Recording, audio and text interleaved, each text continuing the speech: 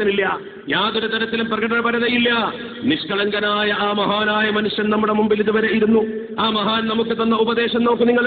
പരലോകത്തെ ഓർമ്മിപ്പിക്കുന്ന ഒരു ഉപദേശം മാത്രമാണ് അദ്ദേഹം നൽകിയത്. ഒരു അന്താരാഷ്ട്ര കാര്യത്തെക്കുറിച്ചുമല്ല അദ്ദേഹം പറഞ്ഞത്, ജാടയല്ല അദ്ദേഹം കാണിച്ചത്.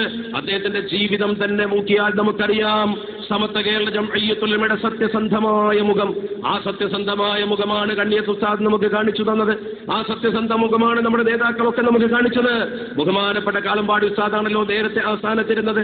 അദ്ദേഹത്തിന്റെ ജീവിതം, അദ്ദേഹത്തിന്റെ പ്രവർത്തനം, സമസ്ത കേരള ജംഇയ്യത്തുൽ ഉലമയുടെ മഹാനായ ആ പണ്ഡിതന് ഒരു കാറ് കൊടുക്കാമെന്ന് സംഘടന പറഞ്ഞപ്പോൾ വേണ്ടെന്ന് പറഞ്ഞുകൊണ്ട്, അതുപോലും തന്റെ ജീവിതത്തിന് യോജ്യമല്ലെന്ന് മനസ്സിലാക്കി ഒരു ഓട്ടോറിക്ഷയിൽ സഞ്ചരിച്ചുകൊണ്ട് ദർസ് നടത്തി അവസാനം വരെ ജീവിച്ച ഒരു വലിയ പണ്ഡിതൻ.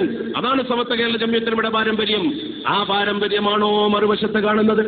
ആ പാരമ്പര്യമാണോ അപ്പുറത്തുള്ളത്? വെറുതെ ആക്ഷേപിക്കുക മാത്രമല്ല നമ്മൾ ചെയ്യുന്നത്.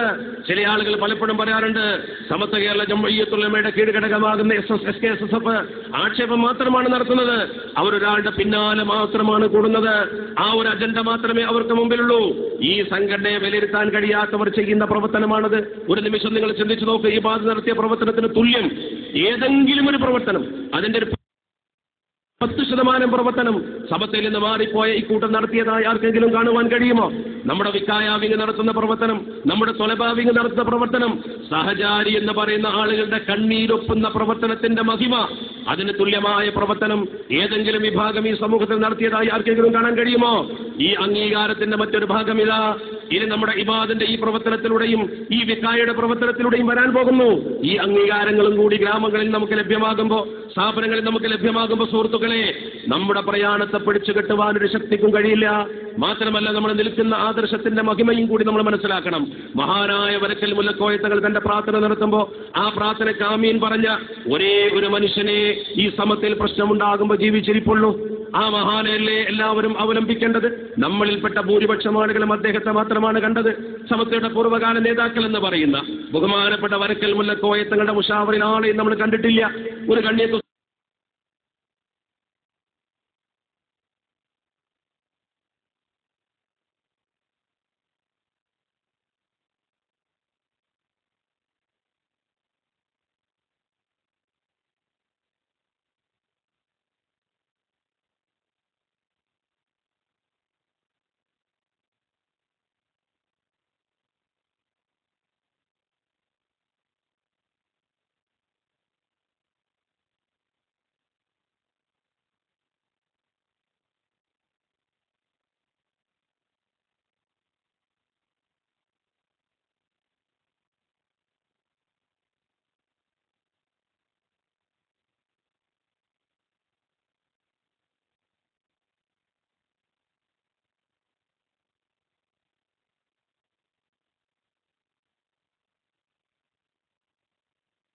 ഉസ്താദിനെ മാത്രമേ നമ്മൾ കണ്ടുള്ളൂ.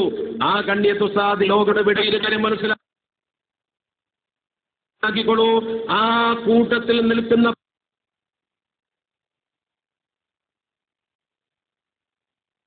വളരെയേറെ ഭയപ്പെടേണ്ട ഒരു സിറ്റുവേഷനിലാണ് നമ്മളിപ്പോൾ. ഇന്ത്യ രാജ്യത്ത് മുസ്ലിം അമുസ്ലിം ബന്ധം രൂഢമായി നിൽക്കുന്ന ഒരു സാഹചര്യമുള്ളപ്പോൾ നമ്മുടെ ഭരണകൂടം പോലും തുടക്കം മുതൽ ഇവിടെ ചിലരൊക്കെ പറഞ്ഞതുപോലെ നമ്മളെ ഭിന്നിപ്പിക്കാൻ ശ്രമിക്കുന്ന ഒരു സാഹചര്യമാണ് നമ്മുടെ മുമ്പിലുള്ളത്. ഒരു ഭാഗത്ത് ഗർവാപസി, മറുഭാഗത്ത് നമ്മുടെ രാജ്യത്തിന്റെ പൈതൃകത്തെ പൂർണ്ണമായും നശിപ്പിക്കുന്ന തരത്തിലുള്ള ചില സിദ്ധാന്തങ്ങൾ നമുക്ക് മേൽ അടിച്ചേൽപ്പിക്കാനുള്ള ശ്രമം.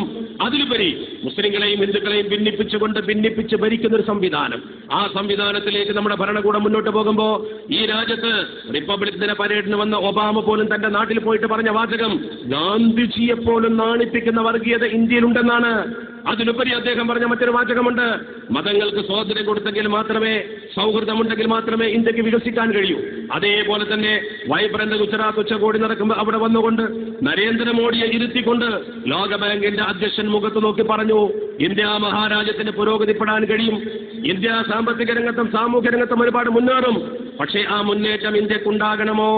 നിങ്ങൾ തമ്മിൽ വർഗീയത അവസാനിപ്പിക്കണം, നിങ്ങൾ ജാതീയത അവസാനിപ്പിക്കണം എന്ന് പറഞ്ഞുകൊണ്ട് നല്ല ഒരു സതുപദേശം കൊടുത്തുകൊണ്ട് അദ്ദേഹം പോയി. ഈ സമർക്കന്ദിൽ വെച്ചുകൊണ്ട് നമ്മൾ പ്രതിജ്ഞ എടുത്തത്, അബ്ബാസ് അലി ശിഹാബ് തങ്ങൾ പ്രതിജ്ഞ ചൊല്ലിത്തന്നത്, രാജ്യത്തിന്റെ അഖണ്ഡതയും ഐക്യവും കാത്തു സൂക്ഷിക്കുന്ന ഒരു തലമുറയായി നമ്മൾ മാറണമെന്നാണ്. എന്നാലും നമ്മുടെ ദേശസ്നേഹത്തെ ചോദ്യം ചെയ്യുന്നവരുണ്ട്, നമ്മെ എതിർക്കുന്നവരുണ്ട്. ഈ തൃശ്ശൂർ നഗരത്തെ കുറിച്ച് പോലും നിങ്ങളൊന്ന് ചിന്തിക്കണം. പഴയകാല ചരിത്രത്തിലേക്കൊന്ന് തിരിച്ചു പോകണം.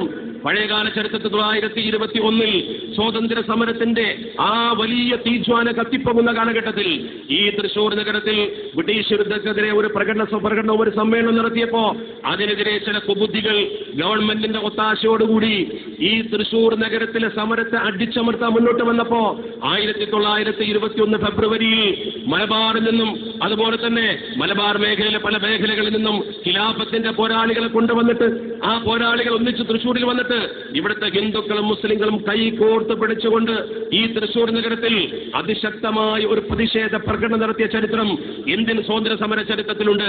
പലരും മൂടിവെച്ച ചരിത്രം. മോഴിക്കുന്നത്ത് ബ്രഹ്മദത്ത നമ്പൂതിരിപ്പാടിന്റെ ഖിലാഫത്ത് സ്മരണയിൽ വളരെ മനോഹരമായി അദ്ദേഹം അത് എഴുതിയിട്ടുണ്ട്. യോഗക്ഷേമ സഭയുടെ ദ്വൈവാരികയിൽ മനോഹരമായിട്ട് അവർ ആ കാര്യം വിശദമായി വിശദീകരിച്ച് എഴുതിയിട്ടുണ്ട്. ചരിത്രത്തിന്റെ വിശകലനത്തിലേക്ക് പോകാൻ പറ്റിയ സമയമല്ല. അന്ന് മലബാറിൽ നിന്ന് ഇവിടെ വന്നിറങ്ങിയ സ്വാതന്ത്ര്യ സമര പോരാളികളെ, യൂസഫ് എന്ന് പറയുന്ന മുഹമ്മദ് എന്ന് പറയുന്ന മലബാറിലെ സ്വാതന്ത്ര്യ സമര പോരാളികളുടെ നായകന്മാരെ ഇവിടെ കൊണ്ടുവന്ന് സ്വീകരിച്ച് പ്രകടനത്തിന് കൈകോർത്ത് പിടിച്ചു നിർത്തി റെയിൽവേ സ്റ്റേഷനിൽ കൊണ്ടുപോയി തിരിച്ച് യാത്രമാക്കുമ്പോ തൃശ്ശൂരിലെ പ്രഗത്ഭനായിരുന്ന AR മേനോൻ, മാരായി കൃഷ്ണമേനോൻ, അതുപോലെ തന്നെ അന്നത്തെ ഇൻസ്പെക്ടർ വൈദ്യനാഥ് അയ്യർ പോലുള്ള പ്രമുഖർ മുസ്ലിങ്ങളെ അഭിനന്ദിച്ചുകൊണ്ട് അഭിമാനം സംരക്ഷിക്കാൻ ഞങ്ങൾക്കൊപ്പം നിന്നുവെന്ന് പറഞ്ഞുകൊണ്ട് ദേശക്കൂറുള്ള ഒരു സമൂഹത്തെ ഇവിടെ ശരിക്ക് കാണിച്ചു കൊടുത്തുകൊണ്ട് ഹിന്ദു മുസ്ലിം ബന്ധത്തിന്റെ ഉദാത്ത മാതൃക തീർത്ത ഒരു പാരമ്പര്യം ഈ തൃശ്ശൂർ നഗരത്തിലുണ്ടെങ്കിൽ ഈ വികായ വളണ്ടിയർമാർക്ക് ചൊല്ലിക്കൊടുത്ത പ്രതിജ്ഞയിൽ അതേ മനോഹാരിത നമ്മൾ കാണുന്നു. ചരിത്രത്തിന്റെ പുനരാവർത്തനമാണ്. വർഗീയതയില്ലാതെ, വിഭാഗീയതയില്ലാതെ, മനുഷ്യന്റെ നിറം നോക്കാതെ, വർണ്ണം നോക്കാതെ അപകടപ്പെടുന്നവനെ കോരിയെടുത്ത് ആശുപത്രിയിലെത്തുവാനും ആവശ്യക്കാരനെ ഓടിയെത്തി സഹായിക്കുവാനും കെൽപ്പുള്ള ഒരു തലമുറയെ SKSF വാർത്തെടുക്കാൻ ശ്രമിക്കുമ്പോൾ നമ്മുടെ സമൂഹത്തിൽ ചൂഷണത്തിന്റെ മുഖം തുറന്നുകൊണ്ട് വലിയ വലിയ സമ്പന്നതയുടെ കേന്ദ്രമാകുന്ന നോളജ് സിറ്റി അടക്കമുണ്ടാക്കി സുഖലോലുപതയിലേക്ക് പോകാൻ ശ്രമിക്കുന്ന ആളുകളും നമ്മളും എവിടെ നിൽക്കുന്നു? സമൂഹം വിലയിരുത്തും. നമ്മളൊന്നും പറയേണ്ട. നാളെ ഈ സമൂഹം വിലയിരുത്തും. സകല മഹല്ലത്തുകളിൽ നിന്നും സമൂഹം നിങ്ങളെ പ്രവർത്തനത്തെ വെറുത്തിട്ട് ശംസുലുലമ പറഞ്ഞ പോലെ ഈമാനുള്ള ഒരു മനുഷ്യനും അവരുടെ കൂടെ ഉണ്ടാകാത്ത കാലം വരുമടാ എന്ന് പറഞ്ഞ കാലം ഞങ്ങൾ അക്രമമില്ലാതെ സേവനം കൊണ്ട് തന്നെ തെളിയിക്കുമെന്ന കാര്യം ആവർത്തിച്ചു പറയാൻ ഈ സമർക്കന്ദിന്റെ മണ്ണ് ഞങ്ങൾ ഉപയോഗപ്പെടുത്തുകയാണ്. സേവനം കൊണ്ട് നിങ്ങൾ മഹലിൽ നിന്ന് പുറത്താക്കും. മഹല്ലത്തിലെ ജനസമൂഹത്തെ ഭിന്നിപ്പിച്ച പാരമ്പര്യമല്ലേ നിങ്ങൾക്കുള്ളൂ? എന്ത് സേവനമാണ് നിങ്ങൾ ഈ സമൂഹത്തിന് ചെയ്തു കൊടുത്തത്? നിങ്ങൾ എവിടെയെങ്കിലും ഒരു യത്തീംഖാന വെച്ചാൽ 10 കുട്ടികളുടെ 100 റിസീവർമാരുണ്ടാകും. നിങ്ങൾ 100 രൂപ വരുവിച്ചാൽ അതിന്റെ 80 രൂപ കമ്മീഷൻ വാങ്ങും. അതല്ലേ നിങ്ങൾ സമൂഹത്തിന് പഠിപ്പിച്ചു കൊടുത്തത്? പിരിവാനന്തര കോഴ്സ് വേണമെന്ന് പഠിപ്പിച്ചുകൊണ്ട് ആളുകളെ ഇറക്കി വിട്ട ആളുകളാണ് നിങ്ങൾ. പിരിക്കാൻ സ്ഥാപനം ഉണ്ടാക്കണമെന്ന് പറഞ്ഞവരാ. സ്ഥാപനത്തിനല്ല സ്ഥാപനം, പിരിക്കാൻ വേണ്ടി സ്ഥാപനം ഉണ്ടാക്കണമെന്ന് പറഞ്ഞവർ. ഒരു ഉമ്മത്തിന്റെ ശക്തി മുഴുവൻ വൃത്തികേടിന് വിനിയോഗിക്കാൻ വേണ്ടി ഒരു മനുഷ്യൻ ഈ രീതിയിൽ സമൂഹത്തിൽ പ്രവർത്തിച്ചപ്പോ ഉണ്ടായ ദൈന്യതയൊക്കെ നമ്മുടെ മഹല്ലത്തിൽ നമ്മൾ കാണുന്നു. ഭരണാധികാരികളെ തെറ്റിദ്ധരിപ്പിച്ചുകൊണ്ട്, ജനസമൂഹത്തെ തെറ്റിദ്ധരിപ്പിച്ചുകൊണ്ട് നമ്മുടെ സമൂഹത്തിലുണ്ടാക്കിയ ഭിന്നിപ്പിന്റെ രൂക്ഷത നമ്മൾ അനുഭവിക്കുകയാണ്. കേരളത്തിനൊരു പാരമ്പര്യമുണ്ട്. കേരള മുസ്ലിം ഉമ്മത്തിന്റെ പാരമ്പര്യം എന്ന് പറയുന്നത് ഐക്യത്തിന്റെ, ഒരുമയുടെ പാരമ്പര്യമാണ്. ഈ ഇരിക്കുന്ന പണ്ഡിതന്മാരുണ്ടല്ലോ, പ്രഗത്ഭമതികളായ പണ്ഡിതന്മാർ മഖ്ദൂമി പാരമ്പര്യം പേറുന്നവരാണ്. ആ മഖ്ദൂമി പാരമ്പര്യമാണ് കേരളീയ മുസ്ലിം ഉമ്മത്തിന്റെ പാരമ്പര്യം. നമ്മളൊക്കെ പറയാറുണ്ടല്ലോ, മഖ്ദൂമിന്റെ പള്ളി ദർസിലെ മഖ്ദൂമിന്റെ പ്രിയപ്പെട്ട ശിഷ്യനായിരുന്നു കുഞ്ഞായിൻ മുസ്ലിയാർ. വലിയ പണ്ഡിതൻ, വലിയ ആലിമ അഖിൽ, നല്ല ബുദ്ധിമാൻ, തസൗഫിന്റെ ആഴം കണ്ട മഹാൻ. ആ മഹാനായ കുഞ്ഞായിൻ മുസ്ലിയാർ കൂട്ടുകാരനായി സ്വീകരിച്ചത് മങ്ങാട്ടച്ചനെയായിരുന്നു. പക്ഷെ ഒരു ദിവസം പോലും ബഹുമാന്യനായ മഖ്ദൂം കുഞ്ഞായിൻ മുസ്ലിയാരെ വിളിച്ചിട്ട്, കുഞ്ഞായിനെ നീ എന്തിനാണ് ഈ മങ്ങാട്ടച്ചന്റെ കൂടെ നടക്കുന്നതെന്ന് ചോദിച്ചിട്ടില്ലല്ലോ. അല്ലെങ്കിൽ കുഞ്ഞായിനെ നീ പണം കൊടുത്തിട്ടോ പീഡിപ്പിച്ചിട്ടോ ആ മങ്ങാട്ടച്ചൻ ഇസ്ലാമിലേക്ക് കൊണ്ടുവാടാ എന്നൊരു ഗർവാപസി ബഹുമാന്യനായ മഖ്ദൂം തങ്ങളെ സ്വീകരിച്ചിട്ടില്ലല്ലോ. അങ്ങനെ ഒരു പാരമ്പര്യമില്ല. മമ്പുറത്ത് തങ്ങളെ കോന്തുനായരെ കാര്യസ്ഥനാക്കി മരണം വരെ നിർത്തിയതുപോലെ, മങ്ങാട്ടച്ചന്റെ കൂട്ടുകാരനായി ബഹുമാനപ്പെട്ട കുഞ്ഞായി മുസ്ലിയാർ നടന്നു നീങ്ങിയതുപോലെ നമ്മുടെ നാട്ടിന്റെ ഒരു സൗഹൃദ പാരമ്പര്യമുണ്ട്. ആ സൗഹൃദ പാരമ്പര്യത്തെ ഹനിക്കുവാനും തീവ്രത മുന്നോട്ട് വെച്ചുകൊണ്ട് സമൂഹത്തിൽ വിഭാഗ്യത ഉണ്ടാക്കുവാനും ഒരു ശ്രമം കേരളത്തിൽ ചെറുതായി നടന്നുവെന്ന് തോന്നിയപ്പോ ബാബരി മസ്ജിദിന്റെ പശ്ചാത്തലത്തിൽ ആദ്യമായി ഈ സംഘടന കാസർകോട്ട് നിന്ന് തിരുവനന്തപുരത്തേക്ക് ഒരു മസ്ജിദ് സന്ദേശ യാത്ര നടത്തിയപ്പോ ഞാനിങ്ങനെ ഓർക്കുന്നു, ഈ വേദിയിൽ അന്ന് അണിനിരന്ന പല പ്രമുഖരുമുണ്ട്. എന്റെ സുഹൃത്ത് ഡോക്ടർ നാട്ടിക മുഹമ്മദിനടക്കമുള്ള പല പ്രമുഖരും, അടക്കമുള്ള അബ്ദുൽ ഹമീദ് വൈസിയെ പോലുള്ള പ്രഗത്ഭരായ നമ്മുടെ ഈ സംഘടന നേതാക്കൾ ഈ വേദിയിൽ പലരുമുണ്ട്. ഞാൻ ആളെ പേരെടുത്ത് പറയുന്നില്ല. അന്ന് ആ യാത്ര നടത്തുമ്പോൾ ഒരു സംഘർഷ ഭൂമിയിലൂടെ നമ്മൾ പോകുന്നത്. ആ സംഘർഷ ഭൂമിയിലൂടെ എനിക്ക് ഓർമ്മയുണ്ട്, രാമൻ പിള്ളയുടെ രഥയാത്ര പുറപ്പെട്ടപ്പോ എന്തു ചെയ്യണമെന്നറിയാൻ പാണക്കാട്ട് ആലോചനാ യോഗം ചേർന്നുകൊണ്ട് ബഹുമാനപ്പെട്ട തങ്ങൾ ഒന്നും സംഭവിക്കില്ല, നിങ്ങൾക്ക് മുന്നോട്ട് പോകാമെന്ന് പറയുമ്പോ ഈ കേരളത്തിന്റെ ഗ്രാമവീതിയിലൂടെ മസ്ജിദ് സന്ദേശയാത്ര മുന്നോട്ട് നീങ്ങിയപ്പോ പോലീസ് ഉദ്യോഗസ്ഥന്മാർ പോലും ബാബരി മസ്ജിദിന്റെ ചരിത്രം നമ്മൾ ശരിക്കും വിശദീകരിച്ചു കൊടുത്തപ്പോൾ സംഘടനയെ അഭിനന്ദിച്ചു. നമ്മുടെ ഓരോ പ്രഭാഷകന്മാരെയും ഓരോ പ്രഭാഷണങ്ങളെയും നമ്മൾ ഓരോ പോയിന്റ് നടത്തിയ പ്രവർത്തനങ്ങളെയും അഭിനന്ദിച്ചു എന്ന് മാത്രമല്ല, ആ മുസ്ലിങ്ങളെ വരെ വന്നുകൊണ്ട് ഇത് കേട്ട് ബാബരി മസ്ജിദിന്റെ പ്രശ്നം ശരിക്കും അവർ ബോധവൽക്കൃതരായി. അങ്ങനെ ഒരു വലിയ ബോധവൽക്കരണം നമ്മുടെ സമൂഹത്തിൽ നിർവഹിക്കാൻ നമുക്ക് കഴിഞ്ഞു. തീവ്രവാദം കൊടികുത്തിപ്പാടുന്ന അവസ്ഥ വന്നപ്പോ തീവ്രവാദം തെറ്റും ശരിയും എന്ന് പറഞ്ഞുകൊണ്ട് ഒരു പ്രമേയം വെച്ചുകൊണ്ട് സമൂഹത്തിന്റെ മധ്യത്തിലേക്ക് സംഘടന ഇറങ്ങുമ്പോ ആളുകൾ കൗതുകത്തോടെ നോക്കി, തീവ്രവാദത്തിന് ശരിയുണ്ടോ? ആ മുദ്രാവാക്യം നിരീക്ഷിക്കാൻ ആളുകൾ വന്നു. ഇന്റലിജൻസ് ഉദ്യോഗസ്ഥന്മാർ വന്നു. മലപ്പുറത്ത് വെച്ച് നമ്മൾ നടത്തിയൊരു സമ്മേളനത്തിലെ പ്രസംഗം ഇന്റലിജൻസ് ഉദ്യോഗസ്ഥൻ നാട്ടിക മൂസ മൗലവിയെ നേരിട്ട് വിളിച്ചുകൊണ്ട് അഭിനന്ദിച്ചു. നിങ്ങളെ ചെയ്ത പ്രസംഗമാണ് ഇന്ത്യക്ക് വേണ്ടത്, നിങ്ങളുടെ സംഘടന പ്രചരിപ്പിക്കുന്ന പ്രചരണമാണ് വേണ്ടത്.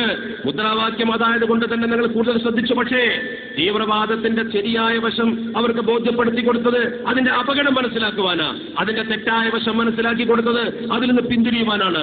ഈ സമൂഹത്തിലെ ചെറുപ്പക്കാരെ ഈയാമ്പാറ്റകളെ പോലെ അപകടത്തിലേക്ക് കൊണ്ടുപോകാൻ ചില ആളുകൾ ശ്രമിച്ചപ്പോ അത് ശരിയല്ലെന്ന് പറഞ്ഞുകൊണ്ട് ഈ ഉമ്മത്തിന് ശരിക്ക് ദിശാബോധം പകർന്നു കൊടുക്കുന്ന ഏർപ്പാട് നമ്മൾ നടത്തുമ്പോ ഒരു കൂട്ടർ ടൈഗർ ഫോഴ്സ് ഉണ്ടാക്കിയിട്ട് പള്ളി കയറി അടിയുണ്ടാക്കുവാനും പിന്നെ ചില കാര്യങ്ങളിൽ അപകടപ്പെടുവാനുമാണ് ശ്രമിച്ചത്. അതുകൊണ്ട് തന്നെ കേരളത്തിൽ സമത്വയുടെ പാരമ്പര്യത്തിലില്ലാത്ത വിധം CBI ഇവരുടെ നേതാവിനെ ഓഫീസിൽ വിളിച്ചു വരുത്തിക്കൊണ്ട് ചോദ്യം ചെയ്തില്ലേ, കുറ്റാന്വേഷണ വകുപ്പ് വിചാരണ ചെയ്തില്ലേ? പടച്ചുറപ്പ് സാക്ഷി ഇന്ന് വരെ സമത്വയുടെ മഹാന്മാരായ മുഷാവറ മെമ്പർമാരിൽ ഒരാളെയും ഇതുപോലെ വിളിച്ചു വരുത്തി ഒരു കുറ്റകൃത്യത്തിന്റെ പേരിൽ വിചാരണ ചെയ്ത സാഹചര്യം ഉണ്ടായിട്ടില്ല. എന്തുകൊണ്ടുണ്ടായി? കണ്ണിയത്ത് ഉസ്താദ് പറഞ്ഞില്ലേ, ഇവാനൻകൊടും എന്നതിന്റെ പഴയകാല മലയാള ഭാഷ മുഖം കെടുത്തട്ടെ എന്ന്. നിങ്ങൾ സമത്വ കേരള ജംഇയ്യത്തുൽ ഉലമയുടെ മുഷാവറ മെമ്പർമാരുടെ മുഖത്ത് നോക്കി 989 ഈ സമൂഹത്തിൽ മറക്കാൻ കഴിയാത്ത ദിവസമുണ്ട്. നവംബർ മാസം 19, 89 നവംബർ മാസം 19 കോഴിക്കോട്ട് മുഷാവറ യോഗം ചേർന്ന് നമ്മുടെ ബഹുമാന്യരായ ആലിമികൾ ആലോചനാ യോഗം ചേർന്ന് മുഷാവറ മെമ്പർമാർ പുറത്തിറങ്ങുമ്പോ എറണാകുളത്തുള്ള സമ്മേളനം നിർത്തിവെക്കണമെന്ന് പറഞ്ഞപ്പോ എറണാകുളം സമ്മേളനം നിർത്തിവെച്ചാൽ ഞങ്ങൾ പുറത്തിറങ്ങാൻ സമ്മതിക്കില്ല, സമ്മേളനം നടത്താതെ നിങ്ങളെ പുറത്തേക്ക് വിടില്ല എന്ന് പറഞ്ഞുകൊണ്ട് നമ്മുടെ പ്രിയപ്പെട്ട ഉസ്താദുമാരെ ഘെരാവോ ചെയ്തു. ചരിത്രത്തിൽ ആദ്യമായി ഉസ്താദുമാരെ ഘെരാവോ ചെയ്തുകൊണ്ട് ഉസ്താദുമാർക്കെതിരെ മുദ്രാവാക്യം വിളിച്ചുകൊണ്ട് പോലീസ് വരെ ഇടപെടേണ്ടി വന്നു ഉസ്താദുമാർക്ക് പുറത്തു പോകാൻ. ഇവർക്കിടയിലൂടെ ഞങ്ങൾക്ക് പോകാൻ വഴിയുണ്ടാക്കി തരണമെന്ന് ഷെയ്ഖുന പറഞ്ഞുകൊണ്ട് ശംസുലമ പോലീസിനെ വിളിക്കേണ്ടി വന്നു. ചരിത്രം ആവർത്തിച്ചില്ലേ? ഇതിന് നേതൃത്വം കൊടുത്ത റിമോട്ട് കൺട്രോൾ പോലെ നിന്ന നേതാവ് തന്റെ മറ്റൊരു അനുയായിയുമായി, അഹങ്കാരം മാത്രം വരുന്ന അനുയായിയുമായി ഒരു സ്ഥാപനത്തിന്റെ പ്രശ്നവുമായി ബന്ധപ്പെട്ട മേഖലയിൽ പാലക്കടവിലൂടെ സഞ്ചരിക്കുമ്പോ ബഹുജനം വന്നുകൊണ്ട് മുന്നോട്ട് പോകാൻ പാടില്ലെന്ന് പറഞ്ഞ് തടഞ്ഞില്ലേ നടുറോട്ടിൽ സമത്വയുടെ ഏതെങ്കിലും ഒരു നേതാവിനെ ഇന്ന് വരെ ഏതെങ്കിലും ഒരു വിഭാഗത്തിൽപ്പെട്ട ആളുകൾ അന്യ സമുദായക്കാർ പോലും റോട്ടിൽ തടഞ്ഞിട്ടില്ല. സമത്വയുടെ നേതാവെന്ന് അവകാശപ്പെട്ടുകൊണ്ട് നടക്കുന്ന അന്താരാഷ്ട്ര ഫിഗർ എന്ന് നിങ്ങൾ വിളിച്ചു പറയുന്ന വ്യക്തിയെ നടുറോട്ടിൽ തടഞ്ഞിട്ട് വിട്ടുകൊടുക്കാൻ പോലീസ് വരേണ്ടി വന്നു. എന്തേ അയാൾ ആ വാഹനത്തിലുണ്ടാകാൻ സാഹചര്യമുണ്ടായത്? ഈ നേതാക്കളെ തടുക്കാൻ സാഹചര്യമുണ്ടാക്കി കൊടുത്ത അദ്ദേഹമാണ്. ചരിത്രത്തിന്റെ ആവർത്തനമാണ്. കണ്ണിയത്ത് ഉസ്താദ് ഒരു പ്രാർത്ഥന നടത്തിയിട്ടുണ്ടെങ്കിൽ അത് പുലരുക തന്നെ ചെയ്യും, ഒരു തർക്കവുമില്ല. ആ മഹാനായ റഈസുൽ മുഹഖഖീന 1-ാം പ്രതിയും ശൈഖുനാ ശംസുലമയുടെ 2-ാം പ്രതിയുമാക്കി കേസ് കൊടുത്ത ആളുകൾ ഓർക്കണം. ആരാണ് ആ രണ്ട് മഹത്തുക്കൾ? അള്ളാഹുവിന്റെ പരിശുദ്ധ ദീനുൽ ഇസ്ലാം പ്രതിസന്ധി നേരിട്ടപ്പോഴൊക്കെ ഈ ഉമ്മത്തിന്റെ കാവൽപടനായിരുന്നു ബഹുമാനപ്പെട്ട ശംസുലമ. എടക്കരയിൽ അദ്ദേഹം ക്രൈസ്തവ സമൂഹത്തിനെതിരെ സംവാദം നടത്തുമ്പോ ആ മഹാനുഭാവൻ പറഞ്ഞു, മഹാന്മാരുടെ അർവാഹുകൾ ഇസ്തിഗ്ഫാർ ചെയ്തുകൊണ്ട് അവരുടെ സഹായത്തോടു കൂടിയാണ് ഞാനത് വിജയിപ്പിച്ചെടുത്തത്. അതുകൊണ്ട് തന്നെയാണ് ബഹുമാനപ്പെട്ടവർക്ക് അത്ര വലിയ വിജയമുണ്ടായതെന്ന് അദ്ദേഹം പറയുമ്പോ ആ മഹത്തുക്കളുമായിട്ടുള്ള റൂഹിയായ ബന്ധം പോലുമുള്ള ഒരു ആത്മീയ നായകൻ തന്റെ പാണ്ഡിത്യം കൊണ്ട് തന്റെ വിലായത്ത് മറച്ചുവെച്ച ബഹുമാനപ്പെട്ട ശംസുലമ, ആ ശംസുലമയെ പോലും ധിക്കരിക്കാൻ ഇവർക്ക് തോന്നിയല്ലോ, ആ ശംസുലമയെ പോലും എതിർക്കാൻ ഇവർക്ക് തോന്നിയല്ലോ. അതിന്റെ തിക്തഫലമാണ് ഇപ്പോൾ അനുഭവിച്ചുകൊണ്ടിരിക്കുന്നത്. നമുക്കൊരു കാര്യം പറയാൻ കഴിയും, നമ്മളൊരിക്കലും ഒരു ഉസ്താദിന്റെയും ഗുരുത്തക്കേട് വാങ്ങാൻ പോയിട്ടില്ല. ഒരു ഗുരുനാഥന്റെയും ഗുരുത്തക്കേട് വാങ്ങാൻ പോയിട്ടില്ല. നമ്മുടെ നേതാക്കൾ, നമുക്കൊപ്പം നിന്ന മഹത്തുക്കൾ, എതിർപ്പിന്റെ രൂക്ഷത അനുഭവിച്ച ആളുകൾ, ഓരോരുത്തരും മരണപ്പെട്ടു പോയ രംഗം നമ്മൾ പലപ്പോഴും വിശദീകരിച്ചിട്ടുണ്ടല്ലോ. ആ മഹാന്മാരുടെ മരണം മാത്രം നോക്കിയാൽ മതി. ശംസുലമ കലിമ ചൊല്ലി മരിച്ചതും, അതുപോലെ തന്നെ ബഹുമാനപ്പെട്ട ശംസുലമ ഇന്ന് അന്തിയുറങ്ങുന്ന പ്രദേശവും ബാനി ഹദറത്തിന്റെ കാലിന്റെ ചുവട്ടിലായതുമൊക്കെ ചിന്തിക്കണം നിങ്ങൾ. അപ്രകാരം തന്നെ ആ മക്കാമ് സമസ്ത കേരള ജംഇയ്യത്തുൽ നമുക്ക് വിലക്കെടുക്കാൻ കഴിഞ്ഞതും, അതുപോലെ തന്നെ കെ ടി മാനു മുസ്ലിയാർ ഇതുപോലത്തെ ഒരു മഹാസമ്മേളനവുമായി ബന്ധപ്പെട്ട് മരണപ്പെട്ടു. ഈ സമ്മേളനവുമായി ബന്ധപ്പെട്ട് ഒരു പ്രിയപ്പെട്ട സഹപ്രവർത്തകൻ നവാസ് നിസാർ മരണപ്പെട്ടു. അല്ലാഹു മഗ്ഫിറത്തും റഹ്മത്തും നൽകുമാറാവട്ടെ. അപകടത്തിൽപ്പെട്ട് മരിച്ചവരും രോഗമായി മരിച്ചവരുമായ ഒരുപാട് സുഹൃത്തുക്കൾ, നേരത്തെ ഇവിടെ സൂചിപ്പിച്ച ചെറുകുളം മർദ്ദ പൈസ അടക്കമുള്ള നമ്മുടെ അടുത്ത കാലത്ത് മരണപ്പെട്ടു പോയ പ്രവർത്തകർ, അവർക്കൊക്കെ പടച്ചിറപ്പും മഗ്ഫിറത്തും റഹ്മത്തും നൽകുമാറാവട്ടെ. ഈ പ്രാർത്ഥനയാണ് നമുക്ക് ലഭ്യമാക്കാനുള്ള ഏറ്റവും വലിയ സൗഭാഗ്യം. ഇത്രയും ആളുകൾ ഒന്നിച്ച് പ്രാർത്ഥിക്കുന്നു. ഇവിടെ കണ്ടോ, ആ മഗ്രിബ് നമസ്കാരത്തോടനുബന്ധിച്ച് നടന്ന ആ ഒരൊറ്റ വയ്യത്ത് നിസ്കാരം പോലെ അല്ലാഹു മഗ്ഫിർ ലഹു എന്ന് മനസ്സിൽ തട്ടിക്കൊണ്ട് പറഞ്ഞ ഈ സഹോദരങ്ങൾ നവാസ് സാറിനോട് കാണിച്ച ആ ഒരു ബന്ധമുണ്ടല്ലോ, താല്പര്യമില്ലാത്ത ഈ പ്രവർത്തനം, ആ പ്രവർത്തനമാണ് സമത്വം നമ്മളെ പഠിപ്പിച്ചത്. ഈ ആത്മീയ കടപ്പാടാണ് സമത്വം നമുക്ക് ഉണ്ടാക്കി തന്ന സന്ദേശം. അത് നമുക്ക് എവിടെയും അടിയറ വെക്കാതെ മുറുകെ പിടിക്കണം. അതാണ് നമുക്ക് കൊണ്ടുപോകാനുള്ളത്. ആ ചിന്തയോട് കൂടിയായിരിക്കണം നമ്മൾ സമർത്ഥത്തിൽ നിന്ന് പിരിഞ്ഞു പോകേണ്ടത്. ഞാൻ ദീർഘിപ്പിച്ചാൽ ഇനി നിങ്ങൾക്ക് ബുദ്ധിമുട്ടുണ്ടാകുമെന്ന ഒറ്റ കാരണത്താൽ ഞാൻ അവസാനമായി പറയാനുള്ളത്, ഈ വർഗീയ ധ്രുവീകരണം ശക്തിപ്പെട്ടുകൊണ്ടിരിക്കുന്ന ഈ സന്ദർഭത്തിൽ നമ്മുടെ സമൂഹത്തിൽ വിഭാഗീയത ഇനിയും